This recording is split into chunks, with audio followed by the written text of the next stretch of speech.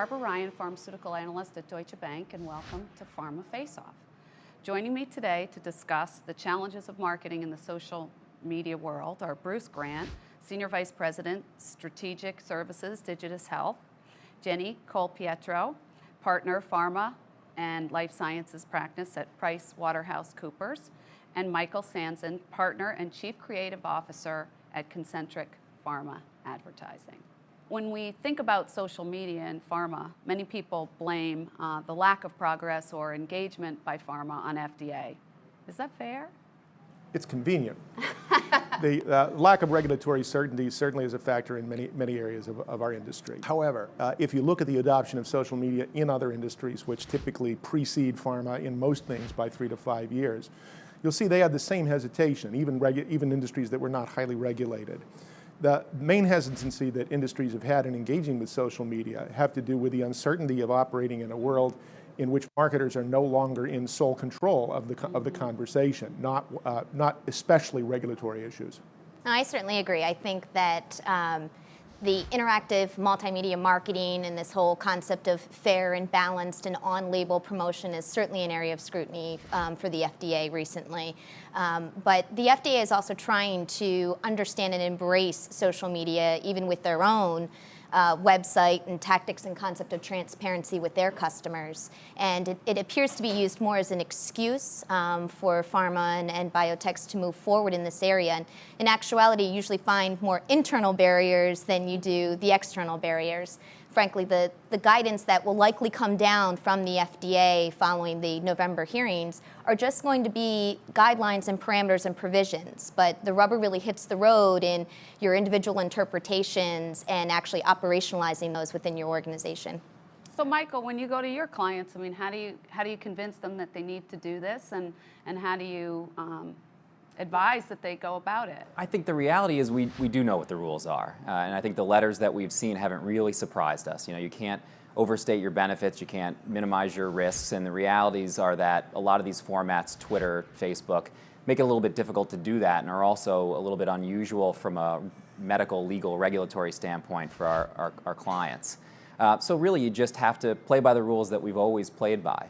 You have to find a format that works. In many cases, you have to find something to talk about that's not necessarily your brand specifically, but maybe some services around your brand or some education.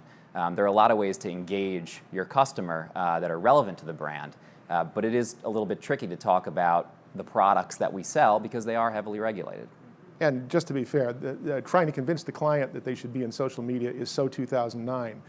So what we've observed across the industry is this is the year that every brand manager has gotten a checkbox on their scorecard called "Do Something Social." More often the discussion we're having is a Facebook page the right thing to do? Is a Twitter account the right thing to do? What's meaningful and appropriate for your brand? Not should you be doing it?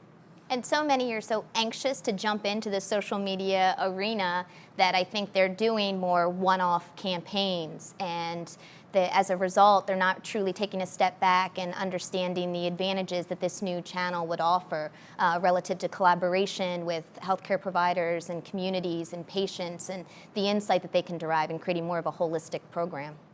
What about the risk of, pharma usually sends out a message, they tape a commercial. But if you put up a site, you have a commitment and obligation to a conversation.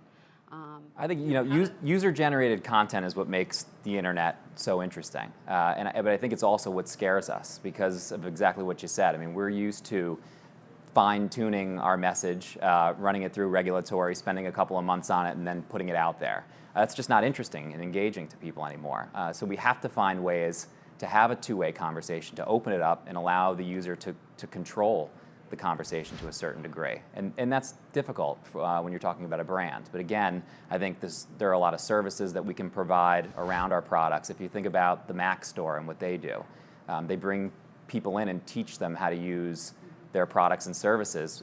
They're training these professionals. And I think we can do the same thing. We can provide that and allow them to talk to us. And frankly, this is a problem that's not limited to pharma. No marketer is comfortable at first having a conversation with their customers rather than a monologue. 4 years ago on the cover of Forbes, in the November of 2006, was a cover showing a big fist coming out of a computer hitting apparently a brand manager on the chin, and the headline was, "Those terrible blogs, they destroy brands and wreck lives, how can we fight back?" Marketers in other industries have figured out in the meantime, A, we can't, B, there's probably some value to be gained from engaging with our customers, but the conversation is not a natural instinct for a marketer, it's learned behavior, and it's now pharma's turn to learn how to do that. And how does the industry deal with their sales force in this regard? What about a sales rep who puts up their own Facebook page, and then that gets identified with the company and the brand?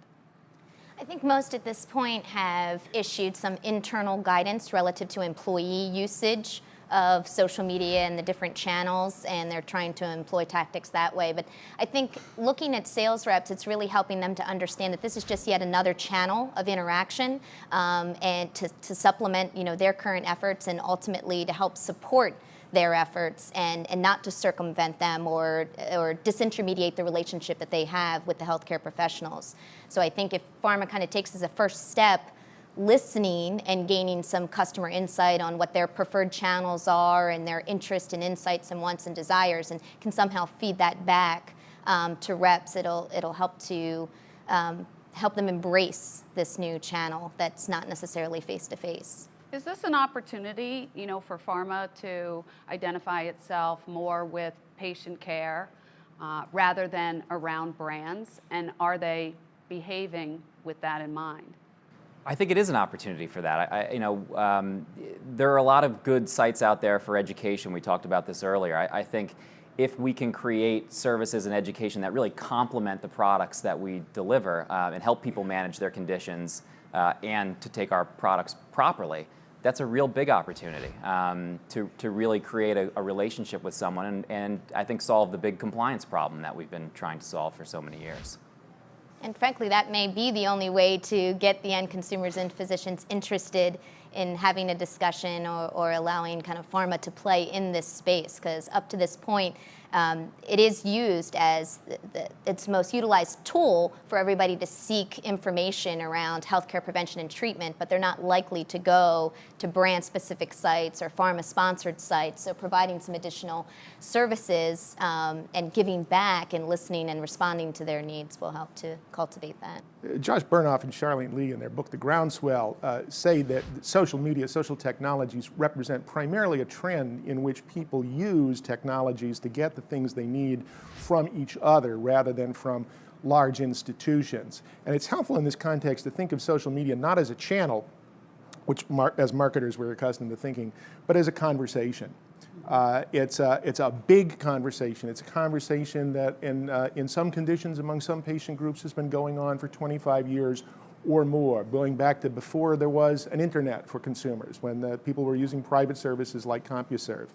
And so what's important for marketers in any industry, including pharma, to understand is how can we participate appropriately and how can we bring value to the conversation? And the first step in doing that is to listen. We often tell clients, imagine it's your first day of high school and you're the new kid in school and you walk onto campus and there's a big conversation happening and you can tell right off they're the cool kids. And you want to be part of that conversation. What do? Well, we all know, either instinctively because we have innate social intelligence or like me, we've learned the hard way, that it's not a good idea to walk up to the conversation, interrupt them, start talking about yourself and asking everybody if they'd like to become your fans. The intelligent thing that people do is they listen. Who are these people? What are they talking about? What are they interested in? What are they concerned about? And then as you listen, you begin to discover maybe there's some things that you can contribute. There's some knowledge you have or there's some resources you have that add some value to the conversation. And that's your first step into it. Not hey, listen to me, but I've got this thing that's relevant to you. And that's how you earn the right, ultimately, to participate in a conversation and to have a voice, a promotional voice for your brand in the conversation, is by listening deeply and then by responding to the needs that are in the conversation that was already going on before you got there. So you're sort of talking about joining a community as opposed to, again, the industry sort of sending out or inflicting, a message on its customer. I think that's exactly it, and I think the point that both Jenny and Bruce made about listening, that's really the big opportunity. I mean, we're a conservative industry, and engaging in social media takes, I think, one thing more than anything else, which is courage. So those two things contradict each other a little bit, and I think the huge opportunity here is to listen, good and bad, to what's being said about this, allow our customers to keep us honest, and I think what that'll do in turn is to allow us to provide better service back, and that's a perfect cycle for us to begin this conversation, begin our interaction.